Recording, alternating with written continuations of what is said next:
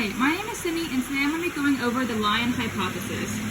Lionization is the process by which one of the copies of the X chromosome is inactivated. This inactivated X is called a bar body. So in this example right here with two X chromosomes, the red one marked out will be the bar body. And bar bodies are created to regulate the amount of X-linked gene product being transcribed. This is very important in X-linked inheritance, where the gene causing the trait is located on the X chromosome. So, what happens when an X chromosome is inactivated with a trait? If you ever get confused about the Lyon hypothesis, remember that lion is like lions, and cats are a great example of X inactivation. You can see the effect of X inactivation in calico cats when a female cat is heterozygous for black and yellow. To show you how X inactivation creates a different phenotype, I will show you a demonstration.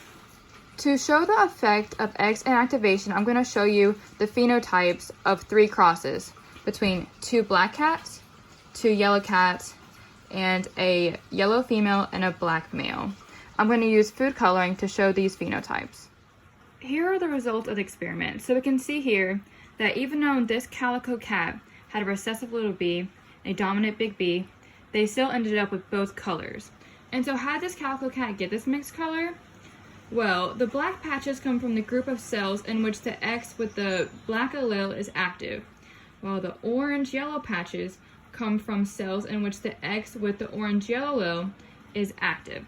And this is all due to X inactivation.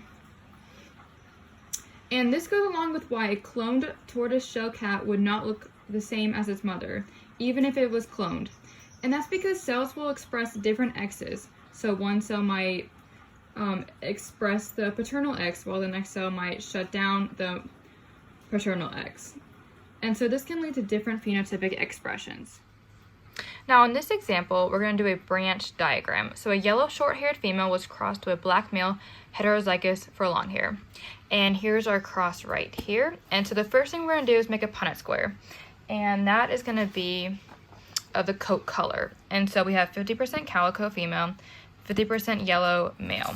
And then we're going to put this on here, 50% calico, 50% yellow. And I'm going to color code this so it all makes sense. And then the next thing we're going to do is the hair length. And here's a cross, 50% long hair, 50% short hair. And so you're going to put that on here as well. And then you're going to multiply everything out and you're going to get your final answers. To get your final answers, what you're going to do is multiply this by this to get calico and long hair. Or for example, if you want calico and short hair, 1/2 times 1/2. And you're going to do that for every single one.